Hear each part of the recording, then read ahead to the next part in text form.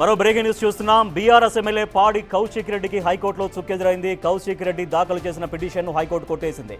Subedari police స్టేషన్లో నమోదైన కేసును కొట్టివేయాలంటూ కౌశిక్ రెడ్డి పిటిషన్ దాఖలు చేశారు.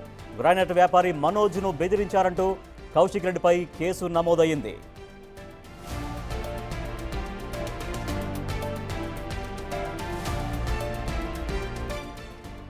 కమలాపురం మండలం వంగపల్లిలో మనోజ్ అనే వ్యక్తి క్వారీ నిర్వహిస్తున్నాడు. బెదిరింపు ఎపిసోడ్పై మనోజ్ భార్య ఉమాదేవి కౌశిక్ రెడ్డిపై సుబేదారి పోలీస్ స్టేషన్లో ఫిర్యాదు చేసింది. 50 లక్షలు ఇవ్వాలంటూ బెదిరించారని కంప్లైంట్ చేయడంతో కేసు బుక్ అయింది.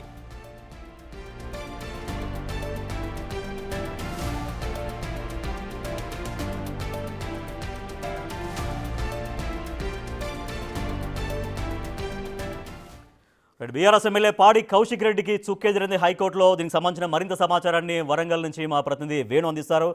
వేణు, కేసు పూర్వపరాలేంటి? పాడి కౌశిక్ రెడ్డి మీద అసలు కేసు నమోదైనటువంటి కేసు యొక్క సెక్షన్స్ ఏంటి, ఏమున్నాయి? రాజేష్, బీఆర్ఎస్ పార్టీ రైతోత్సవ వేడుకలకు సంబంధించి హన్మకొండ వేదిక జరిపినటువంటి ఈ ఏర్పాట్లకు సంబంధించి దాదాపు 50 లక్షల రూపాయలు సభ నిర్వహణ కోసం ఇవ్వాలంటూ మనోజ్ రెడ్డి అనేటువంటి హన్మకొండకు చెందిన గ్రానైట్ వ్యాపారిని కౌశిక్ రెడ్డి ఫోన్ చేసి తనను తీవ్రంగా బెదిరించడం జరిగింది. దాంతో పాటుగా డబ్బులు ఇస్తావా లేదా అని అంతు చూస్తానంటూ కూడా బెదిరించడంతో మనోజ్ రెడ్డి భార్య 21వ తేదీన సుబేదారి పిఎస్ లోపల ఫిర్యాదు చేసింది. ఫిర్యాదుతో పోలీసులు కేసు నమోదు చేశారు. ఇక కౌశిక్ రెడ్డిపై నాన్ అవైలబుల్ కేసులు 308 ఆఫ్ 2, 388 ఆఫ్ 4, 352. సో ఎక్స్టార్షన్ కింద కేసు బుక్ చేశారు. ఇదంతా నాన్ అవైలబుల్ కేసు కావడంతో అప్పట్లో కౌశిక్ అరెస్ట్ తప్పదంటూ కూడా ఊహాగానాలు వెలువడ్డాయి. అయితే బీఆర్ఎస్ పార్టీ రైతులతో సభను అడ్డుకునే క్రమం లోపలే తనపై అక్రమ కేసు బనాయించారంటూ అదే ఏప్రిల్ 23న 2 రోజుల తర్వాత హైకోర్టును ఆశ్రయించి తనకు ముందస్తు బెయిల్ ఇవ్వాలంటూ కూడా కౌశిక్ రెడ్డి ముందస్తు బెయిల్ పిటిషన్ వేసుకున్నారు. అయితే బెయిల్ పిటిషన్ ను తిరస్కరించినటువంటి హైకోర్టు దీనికి సంబంధించి ఏప్రిల్ 30 వరకు ఎటువంటి చర్యలు తీసుకోవద్దంటూ కూడా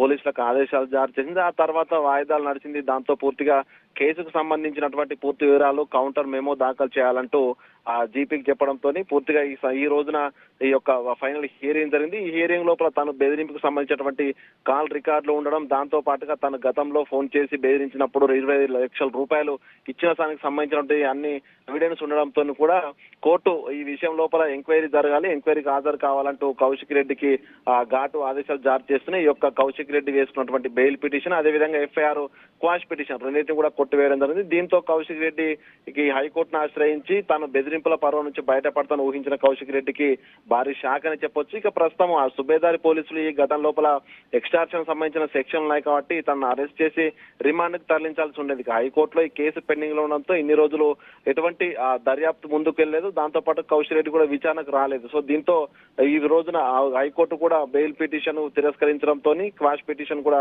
తిరస్కరించడంతో కౌశిక్ రెడ్డిని సుబేదారి పోలీసులు విచారణకు పిలిచే అవకాశం ఉంది. ఇక రిమాండ్ తో తరలించే అవకాశం ఉంది. మొత్తానికైతే తాను గతంలో కూడా ఇదే విధంగా గ్రానైట్ అధికారులను, గ్రానైట్ పనిచేసేటువంటి వ్యాపారులను బెదిరించడము, అక్కడ ఉన్నటువంటి ఇండస్ట్రీలకు సంబంధించినటువంటి వాళ్ళని బెదిరించిన ఘటన లోపల కూడా చాలా మంది బాధితున్నారు. సో వాళ్ళంతా కూడా ఈ ఘటనతో బయటకు వచ్చే అవకాశం కనిపిస్తోంది. ఇక ఇన్ని రోజుల పాటు దాదాపు 30కి పైగా క్రిమినల్ కేసులు ఉన్నటువంటి కౌశిక్ రెడ్డి ఈ విధంగా క్వాష్ వేయడం కూడా కోర్టు కొంత పరిణలోకి తీసుకునే ఈ యొక్క కేసును కొట్టేసినట్లు తెలుస్తుంది. మొత్తానికి కౌశిక్ రెడ్డిపై సుబేదారి పోలీసులు ఏ విధంగా ప్రొసీడ్ అవుతారు, దానికి నోటీస్ ఇస్తారా లేకుంటే తనను అరెస్ట్ చేసి రిమాండ్ తరిస్తారనేది ప్రస్తుతం అయితే చర్చనీయాంశంగా మారింది. Rajesh, right, thank you Venu.